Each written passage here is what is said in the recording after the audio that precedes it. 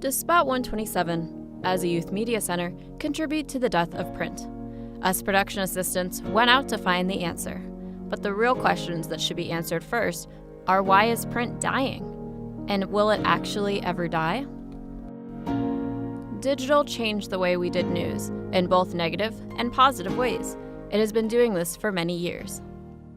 Yeah, it's funny because, like I said, I've been doing this for 28 years, and when I graduated from college, people told me that newspapers were dying. So 28 years later, they're still here. So I'm kind of counting on the millennials who like everything vintage to think that newspapers are cool again and start subscribing. As we become more glued to our phones, we're less likely to notice the world around us. As journalists, it is easier to gather information. However, we're less likely to fully experience the news we're reporting on. Whatever we make is fast and short, which makes it less personable than holding a paper in your hand. With the internet, we've been able to connect with people all over the world. Our news is fast and instantaneous, giving us more access to millions of stories, especially with how fast we can gather our resources. I think it's a big benefit that if I write a story here in Arizona and put it on the internet, then somebody in Germany or Australia can read it. Like I've had stories where I get emails from all over the world, not just all over the state, but all over the world from people who are reading them online. So that is a wonderful thing. So our answer is, yes, Spot probably contributes to the death of print.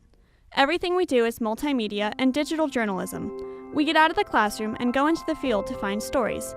Even though all our work is done on the computer, we never miss a chance to truly meet who our stories are about.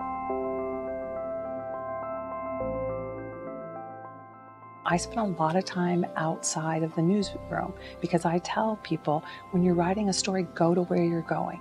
Go talk to the people face to face. And I kind of worry that we might lose a little bit of that because it's easy to call on the phone. It's easy to ask questions by email or text people.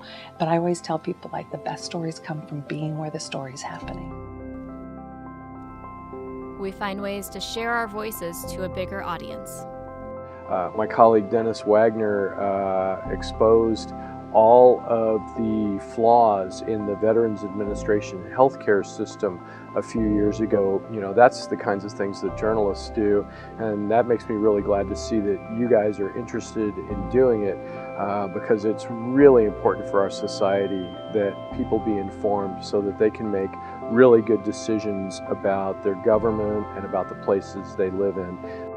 We find ways for our creativity to run wild. People call it a waste of time, a waste of space, a waste of words, but it all lives here, because it's not a waste.